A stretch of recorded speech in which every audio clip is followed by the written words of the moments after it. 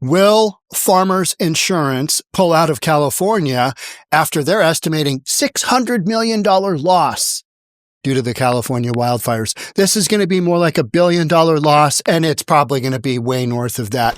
This coming just after State Farm was denied by California insurance regulators their 22% desired increase so that they don't become insolvent. Is Farmers going to just say, nope, we're out of here, we're gone, like so many other insurance carriers have already? Let's get into it. Here we go. Man, I was watching a German in Venice video the other day, and he was just basically riding his bike around. And man, Altadena just got clearly everything's gone. Just boom, gone. Devastation there, devastation in Hawaii, Maui. Watched that video the other day. Just a lot going on. Insurance company, which is described as being one of the United States' largest insurers of vehicles, homes, and small businesses, that provides a wide range of other insurance and financial service products, explained that the figure, they're talking about $600 million loss, includes payments from its reinsurance program, insurance for an insurance company. Yep, that's a thing, but not an expected assessment from the FAIR plan. So what happens with the FAIR plan? That's basically a state-run plan, right? It's insurance for people who have been denied, just can't get it any other way. It's super expensive. It gives the least amount of coverage. But what happens when the FAIR plan is insolvent, the state-run plan, is that the other insurance carriers, the legit ones, not the legit, but the private ones, the for-profit ones, if the FAIR plan goes sideways, they got to chip into that in order to keep doing policies in the state of California. So California says, hey, our state-run thing here goes sideways on us, which it most likely will, given the amount of losses here. Then companies like Farmers and State Farm, they're going to have to chip in, meaning that expected assessment. So it does not include that assessment, whatever that may be. This is all according to the Los Angeles Times. In a press release from the insurance company, Farmers Insurance explained that initial estimates indicate an expected loss resulting from the wildfires of $0.6 billion with a B, with a big B. Net, and this is net of the occurrence per reinsurance program and gross of the FAIR plan losses. That's more directly. And approximately $0.25 billion reinstatement premium payment. Whew, that's going to be the FAIR plan. So, right there, we're at $0.85 billion. Let's just round it up to a cool billion. We'll call it a day. Since Doge is, saving so much money for the American taxpayers, we're willing to take a little from there. We're going to give it to, this estimate here with Farmers Insurance, right? Breitbart News, Joel Pollack previously reported that due to the policies, this is a good one. This is the one you're going to like. Due to the policies of California Governor Gavin Newsom, Democrat, and the state's democratically run government, several insurance companies have canceled many of their fire insurance policies. Interesting. That's why you've got the FAIR plan in place because, don't know, but, there's some fire risk in California. That's the unknown quantity, right? Yeah. Insurance companies are saying this isn't an unknown. They're saying it's going to happen. It just happened. Moving forward, this is what we need to do. We need a premium increase. And now we're talking about possibly pulling out. Nobody's saying it yet, but that is the inevitable result of these kind of losses, right? Yeah, we're an insurance company. This doesn't make sense for us to insure you anymore. We're out of here. So the democratically run government, several insurance companies have canceled many of their fire insurance policies, which led to many residents losing their policies prior to the LA area wildfires. I mean, this whole thing has just been one of those situations this has been in the works for decades and decades. This just didn't happen just overnight, right? You've got policy after year of policy of, hey, let's hug the trees. Let's not clear out the, wildfire risk. Let's do this. Let's not do this. Water. Who needs water? Just let it flow out to the ocean. It's all going to be great. It's not any one of those things caused this. And, a homeless dude was running around with a blowtorch. He caused all of this. Now, you've got a whole bunch of stuff that's all coming together that basically points to insurance companies. They don't want to be in California anymore because the risk is too great. The risk is too great. Or they're saying, hey, we'll take on that risk. We'll insure you. Yep, you betcha. No problem. Rightio. But it's going to cost you, and we need more. We need more from you. Hearing from a lot of you folks out there that your policy got canceled or went up like 50, 60%. Hearing stories like that all the time. And by that, I mean, I see them in the comments of these related videos. So, I mean, it's impacting everybody. These major, natural disasters, they impact everybody because then these insurance companies are like, well, yep, got to do something to keep the fund solvent, if you know what I mean. Therefore, yeah, your premium's not going to go down, right? It's just going to go up to the moon. In June of 2023, Breitbart News reported that Allstate Insurance had quietly stopped selling new homeowner and business insurance in the state. Don't tell anybody. We're Allstate. We're the good hands people. We aren't putting our hands anywhere near California, right? Other insurance companies, such as State Farm, also previously decided to end insurance coverage for homeowners and businesses due to the increased risk of wildfire. I mean, this has been a known quantity for so long, and then a fire actually comes along and people are like, oh my gosh, I can't believe that happened. I mean, the insurance companies have been calling it, right? They are literally odds makers here. That's what they do professionally. Now, what are the stats on this? High. You're going to have a fire. And when it does, it's going to be disastrous. So all these companies that pulled out, it's kind of like, what did you think was going to happen? What direction did you think this was going to go in? All right. Yeah, I think we'll have more companies, just pour their resources into, just keeping Californians safe. That's not how this works. That's what they want you to believe. The Los Angeles Times noted that, like other carriers over the past several years, farmers had retreated, that's a great word, from the state's home insurance market, limiting the number of policies it would issue. And they're still going to lose All right. So that is farmers insurance. We know State Farm is on the ropes. They're playing rope-a-dope, right? You remember rope-a-dope? That was great. Muhammad Ali. What a boxer. Grew up watching him. He was epic. Float like a butterfly, sting like a bee. That guy was so quick. He was big too. Yeah. Two major California. So we're going to continue this podcast, my ancient boxing history. Not going to worry about that anymore. Two major California home insurers to raise rates later this year, affecting 666,000 customers. Number of the beast. You got to get that in there, right? So regulators have given two major insurers the okay to begin raising rates for 660,000 customers. Mercury General, fifth largest home insurer in the state, will begin raising rates in late March for its 579,000 homeowners, condo owners, and dwelling rental policyholders by an average of 12%. Okay, for homeowners, less for condo and rentals. And homeowners who get their insurance through Safeco, a subsidiary of fourth largest insurer Liberty Mutual, will begin raising homeowners' rates by an average of 7.2%, affecting 86,000. All right. So you got 650,000 homeowners in California that are going to have, things further impacted, 12% and 7.2%. So when State Farm went for an average of 22% increase, and one of those numbers was like a 30% increase on, I can't remember what it was, maybe non-owner occupied or something like that. Different classification of property, right? I mean, 22% on average, that's a big whack. And that's why I think the insurance industry said, the insurance commission, California Insurance Commission, they couldn't really push that through on their people who just all had their homes burned down. You know what I mean? And so they had to look like they're just really fighting for the consumer. Nope, we're not going to allow that.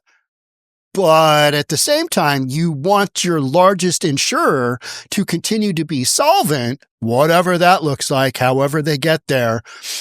Who knows, right? You don't know about how these situations solvency goes, because it's all a guessing game. All right, well, how many homes burned down, and what's this going to look like for these insurance companies to rebuild? Right now, it's just they're guessing. They're totally guessing on what it's going to look like. Liberty Mutual's rate increases doesn't impact any condo owners or renters.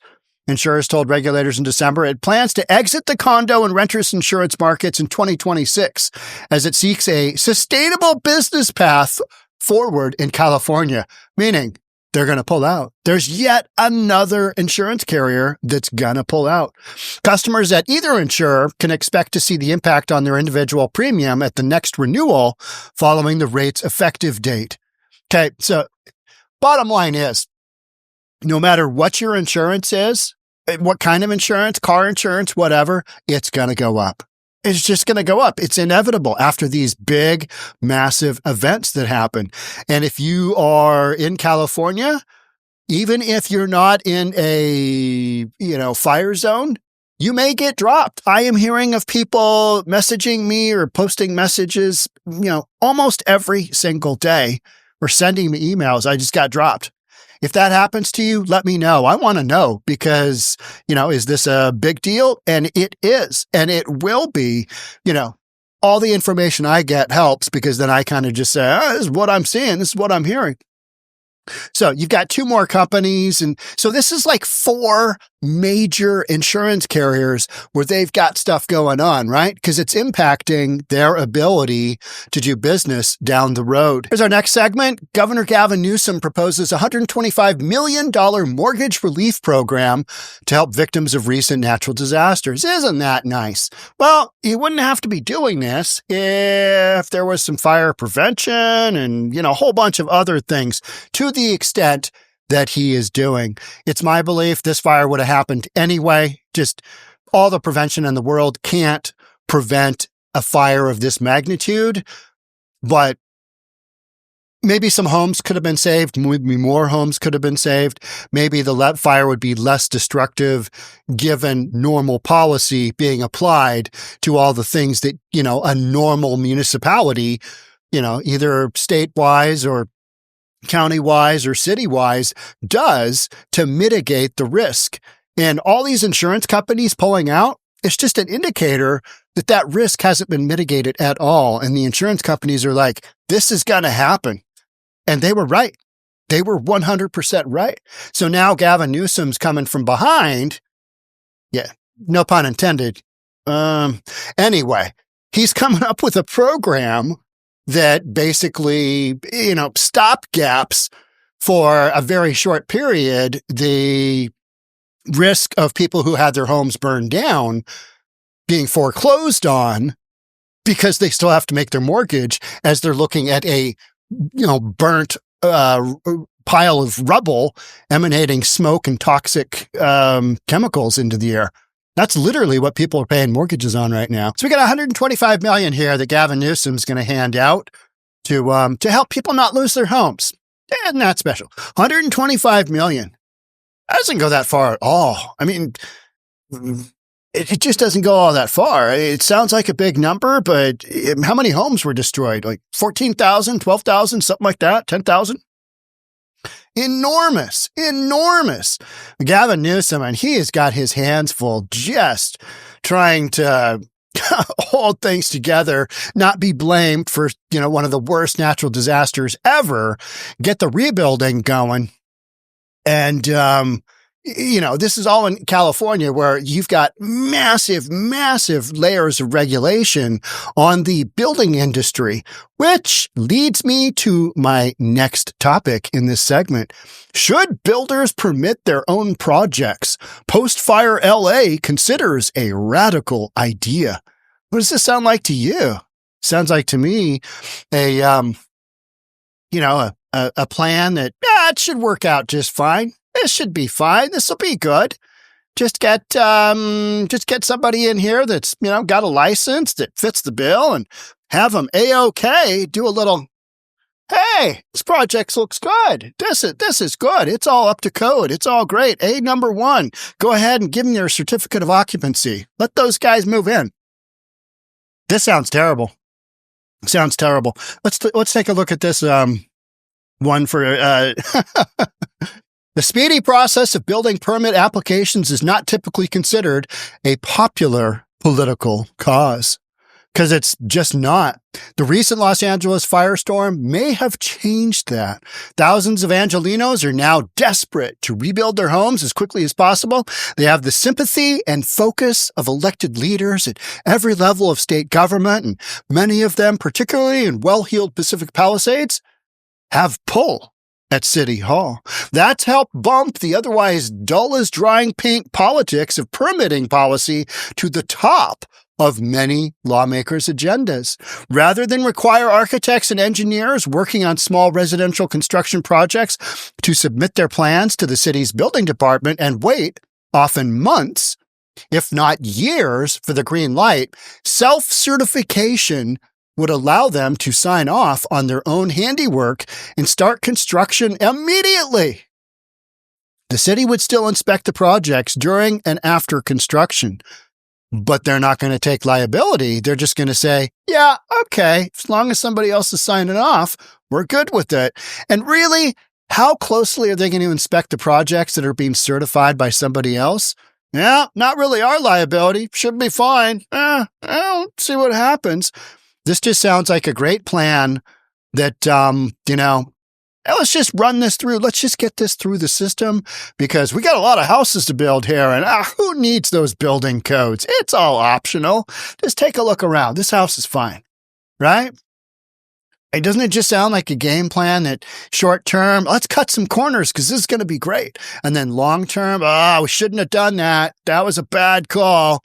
Hindsight's 2020. This wasn't good. All those homes falling down, the ones that burned down and they rebuilt, self-certified. Council member Nithya Raman, who introduced the motion, said she began looking into the idea well before fires torched thousands of homes around the city. But the politics of permitting has changed in ways that could affect far beyond the footprints of the fires. There is a constituency of people that have been asking for these changes, but now there is an urgency around it that has helped spread this process forward, she said. We should definitely be focusing on rebuilding the Palisades, but we should also make sure that rebuilding the Palisades doesn't slow down construction in the rest of the city, which is already much lower than it needs to be.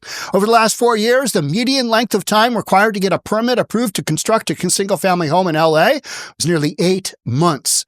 According to real estate data firm ATC, whatever, the typical wait was more than 10 months. All right, what happens to happen before that? Well, you got to have a set of plans drawn up in order to be able to submit them. You can't just, I'm going to build a house here and expect them to, know what you're going to build. You got to submit that set of plans, and they've got to work. They've got to make sense. They've got to make sense with the configuration of your lot, the elevation of your lot, height restrictions, all that stuff, right? So you got to have a set of plans before that even happens. So you're a couple years out from just even day one, that inevitable single shovel full, we're breaking ground. The motion the council passed instructed city staff to look into the idea and report back by early March. Council would have to vote on a specific proposal before anything about the current process changes. The general concept seems to have at least the interest of Mayor Karen Bass. If she's interested, I'm out. I'm out. Terrible. She's terrible. Who asked city staff to look into the idea. The cause of self-certification is the latest and likely the most radical example of lawmakers pushing to cut red tape in the wake of the blazes. You know what? I just want to see it. All right. Okay, you guys are talking about it, this radical concept. You guys are talking about it. Let's just do it. Let's just, let's be progressive and see how this goes. I'm willing to throw the dice from up here in Seattle and watch how this process goes. I mean, what could go wrong? Self-certify? You betcha. Let's get into what that self-certification looks like. In early January, the flames still uncontained, Gavin Newsom directed his own housing department to look into state permitting requirements, building codes, and local bureaucratic processes that could be suspended, expedited, or removed based on those reports. Came up with an executive order, loosen building permits, but that really doesn't do much at all. So the article goes on to say, proceed at your own risk and indicates, hey, contractors in LA can already do limited maintenance, heating and air conditioning systems work, and roofing without a city-issued go-ahead inspection. Isn't that nice of them? Hey, you guys are going to put a roof on. You're a roofing company. You know how to do this. You need an inspection. Get that fee, right? Rahman's current proposal would go much further than just some limited applications, allowing builders to start work on entire single-family homes without having their plans reviewed. That doesn't sound like a problem. Should be fine. It'll be good. Let's just see how it goes. It's an unusual idea. No, it's an insane idea. This is insane. This is nuts. When you start talking about cutting corners, that is what always gets you in trouble. Now, granted, California has an enormous amount of red tape. It is famous for red tape. Everybody knows this is going to take forever. That's why they're kicking around these plans. Hey, people are going to be really pissed because it's really going to put a spotlight on how much ridiculous Democrat-insisted policy there is, so that all the tree huggers can hug those trees. That's bottom line what it is, right? We want to be kind to the earth, but we still want to build. Pick one. You got to go with it because you can't have both. It's an unusual idea, but not unprecedented, even LA County. So they cite the city of Bellflower, packed into just 6 square miles in southeast LA County. It's been allowing virtually all construction projects to go ahead self-certified for a decade. Okay. All right. But this is a much bigger area. It's massively bigger and probably more complex. So here's where the rubber meets the road. If a project architect or engineer is willing to put their license and their stamp on a set of plans and say, this meets the building code and we're ready to build it, then let's get out of the way and give them the ability to go start on their own risk. Okay. All right. Okay. Maybe this is a thing. I'm curious. Let's just see how it goes. That risk is considerable. Even the author understands. So what architect or what engineer on some of the complex buildings that are going to be constructed as a result of this? We're not talking just standard single family here at all. We're just not. These homes are going to be, number one, they're going to be green. They're going to have fire retardant materials. You're going to have all kinds of variables that are going to need to have just basically a slew of people inspect and go through all of these certifications. So now we're just going to shortcut that with an architect or engineer, and he's willing to put their license and their stamp on it. It just kind of screams out fraud to me at some point. There's got to be that one dude who says, all right, I'm going to certify 25 of these, and then I'm going to Tahiti. I'm going to the Bahamas. I'm going wherever. They ain't going to get me back. Wherever, U.S. doesn't have extradition. Who knows, right? You just don't know how this kind of stuff is going to go. But that risk is considerable. If problems emerge after construction begins, the owner is on the hook to fix them. So are the owners going to take the risk? Probably, because they want to get their homes built, right? Are these architects or engineers, are they going to be willing to put their license on it? For probably, very simplistic things, plans, they might. It sounds like they already are. But this doesn't seem like a market where that's going to happen. So this has meant that projects that go through the self-certification route are relatively straightforward. And so many of these, because it's the Pacific Palisades. These are not straightforward. There's just going to be an enormous amount of red tape. Developers are told to proceed at your own risk effectively. Go ahead. Builders, get in there and get going, guys. Should be great. I don't really have the go ahead, but that guy over there stuck his license to it. He says it's 60-40. It's going to work out. Those without the stomach to do so are invited to go through the standard permitting process, and then don't complain about it when it takes a little bit longer to do those reviews than you like. Man. Yeah, 10,000 homes are going to need to be rebuilt, and 10,000 families that just want to get back to normal life. And we have an obligation as local governments to get out of the way as much as possible. Now, I did do a little bit of research on this, and there are Like this article goes on to say, building departments from Chicago to New York to Dallas allow a degree of self-permitting in construction projects, but it's usually on really limited scope stuff. Now, contractors might say, you know what? We know how to build these things. We know if it's going to work or not. We know if this is going to make sense. But getting that magic mix of making it happen with the homeowner trusting whomever's got the license to signing off on this, and who's going to want to, basically take that entire liability when things don't work out.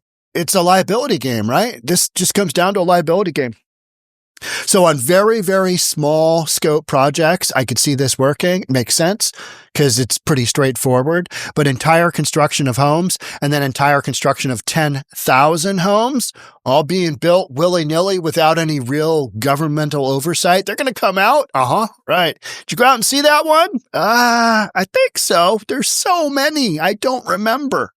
Whole thing is it's already a mess. It's already a mess because of governmental inefficiencies and governmental, bureaucracy that shouldn't have happened in the first place. But that's what you get living in California. That is why, insurance companies are basically saying, you built those homes a little too close to the known fire risk area. We're not going to insure you. If we are, got to jack up those rates, got to cover our liability here.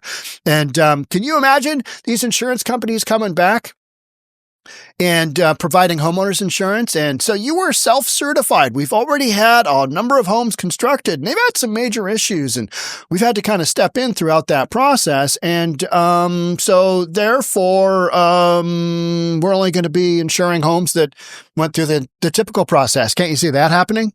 I mean, something along those lines. So many different ways for this to go that could go sideways. Not good. We'll have to wait and see. We have to wait and see what actually goes on.